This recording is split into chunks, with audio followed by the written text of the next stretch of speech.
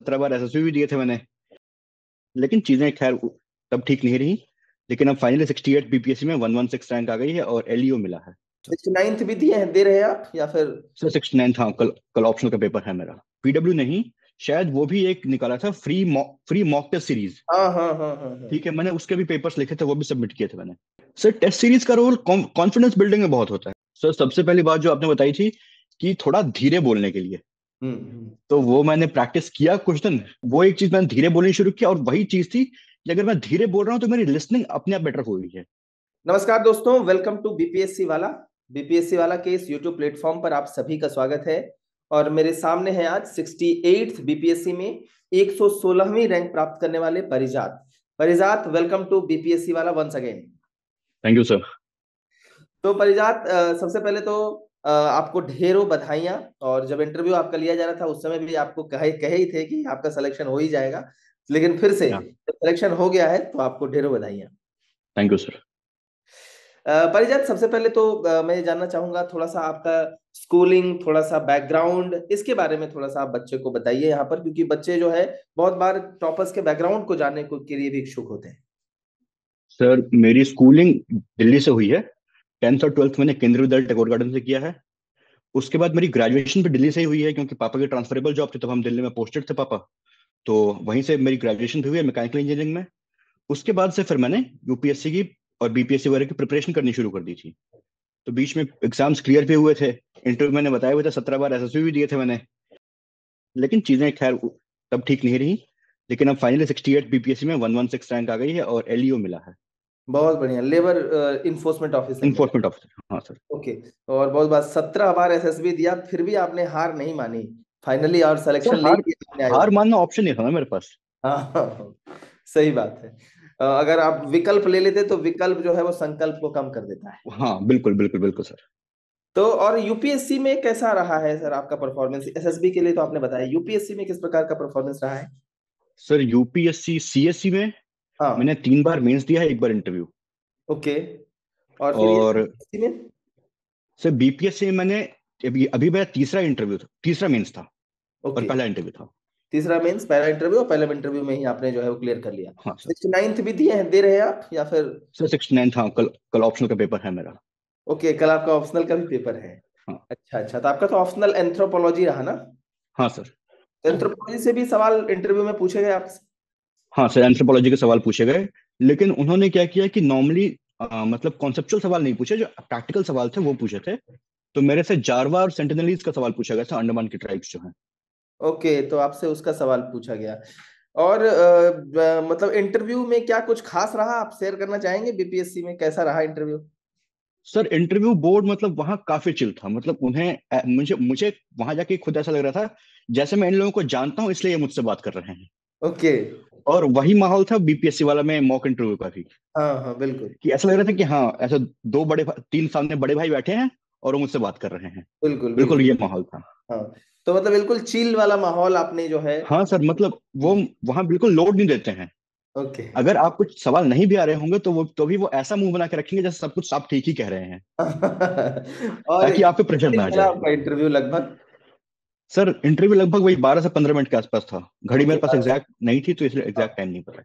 बिल्कुल बिल्कुल। और बीपीएससी वाला में आपने इंटरव्यू दिया था, और हमारा हाँ पहला इंटरव्यू जो दिल्ली में हुआ था उसमें आप शामिल भी थे, और हाँ। सबसे पहला कैंडिडेट भी थे आप। हाँ सर, मैं पहला ही कैंडिडेट था। हाँ।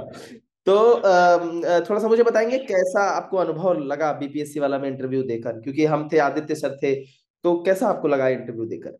सर इंटरव्यू मतलब मेरा पहला इंटरव्यू था वो एक्चुअली। मतलब बीपी ये बीपीएससी के लिए जब मैंने मॉक इंटरव्यू देने शुरू किए थे, तो पहला इंटरव्यू था। जब पहला इंटरव्यू अच्छा हुआ था तो मतलब काफी मोरल बूस्टिंग हुई थी। ओके। उसके बाद एक दो जगह और इंटरव्यूज दिए थे, वहां पे नेगेटिव फीडबैक्स भी आए। ठीक है, लेकिन फिर मैंने सोचा कि नहीं, पहला वाला जो इंटरव्यू दिया था जिसमें मैंने बिल्कुल प्रिपरेशन नहीं की थी, वो हाँ मेरा नेचुरल फ्लो था। हाँ। तो अगर नेचुरल फ्लो मेरा ठीक है तो मैं चीजें ठीक कर लूंगा। तो सर हम्म। वो एक काफी मोरल बूस्टिंग चीज थी। उसके बाद क्वेश्चंस बहुत रेलेवेंट थे। बिल्कुल। मतलब ऐसे फैक्चुअल क्वेश्चंस बहुत नहीं पूछे गए थे। हम्म। बिल्कुल रेलेवेंट क्वेश्चन जो करंट में हो सकते हैं वो पूछे गए थे यहाँ पे, मतलब बीपीएससी वाला में भी। तो मतलब चीजें अच्छी थी, मतलब बिल्कुल बिल्कुल। चीजें बेटर और हुई उससे। पहला पहला इंटरव्यू आपका पहला, और पहले बार ही आपको बोल भी दिया गया था कि आप जो है सेलेक्ट होने के लिए, हम लोग चूंकि बाद में ही बात कर रहे थे तो हम लोग जो है वो बिल्कुल आपको हाईलाइट कर रहे थे कि इनका सिलेक्शन हो ही जाएगा। तो नहीं नहीं, बहुत अच्छा रहा। तो ये बताइए कि बीपीएससी वाला में आप इंटरव्यू देने आए, तो इसके बारे में आपको आइडिया कैसे मिला था?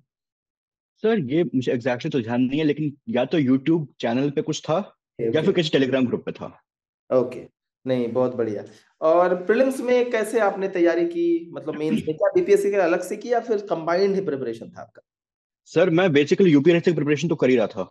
हाँ हाँ तो जो मतलब जो बेसिक सब्जेक्ट्स थे वो मेरे क्लियर थे। हाँ उसके बाद मैंने सिर्फ बिहार स्पेसिफिक पढ़ने के लिए, हाँ ठीक है, ऑनलाइन सोर्सेज ढूंढ लिए, तो मैं वहां से बिहार स्पेसिफिक पढ़ लिया करता था। उसके बाद जब ये प्रीलिम्स होने वाला होता है उससे पहले बीपीएससी वाला एक सीरीज चलाता है, और हाँ मेन से पहले एक सीरीज चलाता है। हाँ हाँ ठीक है। हाँ तो वो सीरीज लगभग शायद फ्री ही होती है या बहुत मिनिमल कॉस्ट पे होती हाँ है। जो हाँ मेंस वाली है वो तो फ्री है, वो तो मुझे ध्यान है क्योंकि, हाँ हाँ। ठीक है, जो प्रीलिम्स वाली है वो भी बहुत मिनिमल कॉस्ट पे होती है, तो मैं उसकी सारी वीडियोस देख देता हूँ 2 बार। ओके ओके, तो तो वो इसका वो मतलब काम मुलाकात एक्चुअली शायद करता है। आपकी और हमारी पहले भी हुई होगी। हाँ सर हुई है, मेरी आपकी कैमरे से हुई बहुत पहले होगी मुलाकात मतलब। हुई है, बस आज एक तो तरफा कम्युनिकेशन था तब। हाँ, वही उस समय एक तरफा था, इंटरव्यू समय दो तरफा हुआ। और हाँ आज तो बिल्कुल, इंटरव्यू में हम लोगों ने भी पूरा प्रयास किया था कि बिल्कुल एकदम बड़े भाई की तरह जो है वो आपसे सवाल पूछा जाए और आपको कंफर्टेबल जोन में लाया जाए, नहीं तो फिर आप हाँ, टेस्ट किसी का बिना कंफर्टेबिलिटी दिए हुए नहीं निकाल सकते। नहीं कर सकते, बिल्कुल सर बिल्कुल। हाँ, क्योंकि फिर वो डर जाएगा तो बताएगा नहीं आंसर। हाँ तो और मतलब मेंस में भी आपको जो है पीडब्ल्यू का जो ये इनिशिएटिव है, प्रीलिम्स वाला और मेंस वाला, दोनों ने आप लोग आपको काफी बेनिफिट हाँ, दिया। और 68 मेंस के टाइम पे ना, हाँ फिजिक्स वाला ने, वो पीडब्ल्यू नहीं, शायद वो भी एक निकाला था फ्री मॉक टेस्ट सीरीज। हाँ हाँ हाँ हाँ हाँ। ठीक है, मैंने उसके भी पेपर्स लिखे थे, वो भी सबमिट किए थे मैंने। ओके, तो चलिए, आपका तो मतलब प्रीलिम्स मेंस और इंटरव्यू तीनों स्तरों पे जो है आपको हाँ पीडब्ल्यूपीएससी वाला ने हेल्प किया ही किया है। बिल्कुल बिल्कुल बिल्कुल। ओके, थोड़ा सा बताएंगे कि मतलब जो एसए की प्रिपरेशन थी वो कैसे की थी आप? सर इससे मैं इनिशियली भी लिख रहा था यूपीएससी के लिए, तो मतलब वो जो प्रिपरेशन की थी मैं आपको वो बताया, तो अभी हाल में तो मैंने स्पेसिफिकली कोई प्रिपरेशन की नहीं थी। तो मैं करता क्या था, एक पहले किसी भी कोई भी एक टॉपिक उठाया रैंडम सा, मतलब जो जब इनिशियली शुरू किया था, कोई भी एक रैंडम सा टॉपिक उठाया, उस पर जो थॉट्स आए ना उसको एक जगह लिखना शुरू किया। उसके बाद उसको वो सेंटेंसेस में डाल के देखा, अगर वो चीज ठीक, और वो जब वो चीज दोबारा पढ़ी गई, अगर वो मुझे समझ में आ रही है, तो मैं अज्यूम करता था कि एग्जामिनर समझ जाएंगे। और इसके लिए 2-3 चीजें और की गई, कि एक तो जो थिंकर्स थे, कुछ थिंकर्स याद कर लिए गए, वो मेरे एथिक्स में भी उधर काम आ जाते थे और एस में हम्म भी काम आ जाते थे। हम्म। इसके अलावा कुछ कंटेम्प्रेरी एग्जाम्पल, जैसे अब जैसे पिछली बार भी जो मैंने बीपीएससी दिया था, उसमें भी मतलब 68 वाले में जिसमें सिलेक्शन हुआ है, उसमें हाँ भी ऐसे में मैंने एक चीज बहुत स्पेसिफाई की थी, कि जो एग्जाम्पल्स ना वो मैं सोचा था बिहार के ही लिखूंगा, तो इस चीज से शायद कुछ मार्क्स एक्स्ट्रा मिले हों, तो वो चीज बेटर हो जाती है। और और इस जो बार भी वही करके आए तो हम। ऐसे था बिहार संदर्भ, जैसे मूस मुटई है लोढ़ा हुई है। हाँ, तो लास्ट टाइम मैंने लिखा था वो अगला खेती आगे आगे, पिछला खेती भागे जागे। और इस बार मैं लिख के आया हूँ वो जो सोसाइटी और लैंग्वेज वाला था। हाँ हाँ हाँ। तो तो इस एंथ्रोपोलॉजी ऑप्शनल था, तो सोसाइटी लैंग्वेज में मीनिंग कोई इशू था समझ नहीं मेरे करके को। फिर आपने उसको अलग अलग संदर्भ से जोड़ा। हाँ उसका मीनिंग मतलब जो बिहारी लैंग्वेज में आता है, पहले उसका मीनिंग समझ लो और फिर जो है उसको अलग हाँ अलग हाँ से बिल्कुल जोड़ दिया हो। बिल्कुल बिल्कुल। ओके, एनसीईआरटी की क्या रोल रहा आपका, एनसीईआरटी का मतलब बैकग्राउंड, मतलब बेसिक में कुछ रोल रहा जब आपका बेस बन रहा था? सर इनिशियली मैंने एनसीईआरटी मैंने मैंने पर्सनली तो 6 से 12 तक सारी पढ़ ली थी, हाँ क्योंकि मुझे एज सच कोई अपफ्रंट गाइड करने के लिए नहीं था। तो मैंने 6 से 12 तक सारी पढ़ ली थी, लेकिन अब अगर कोई पढ़ना चाहता है तो मैं उसे ये कहूंगा 6 से 12 तक सारी पढ़ने की जरूरत नहीं है। आप 11 12 की पढ़ लीजिए, उससे बेसिक चीजें सारी क्लियर हो जाएंगी। और हम्म। जो मान लीजिए अगर कोई चीज नहीं मिलती है आपको, कि नहीं ये चीज समझ नहीं आ रही, तो उसके लिए इंटरनेट हमेशा अवेलेबल है, तो टाइम बचता है। ओके, नहीं नहीं, बहुत बढ़िया बात है। तो अल्टीमेटली जो है एनसीईआरटी ने आपका फाउंडेशन जो है वो बिल्ड तो किया ही किया। सर वहीं से बनेगा, हाँ बिल्कुल, ये तो मैं अगर कोई भी पूछता है तो वहीं से बन पाएगा फाउंडेशन इस तो। सीरीज का क्या रोल रहा?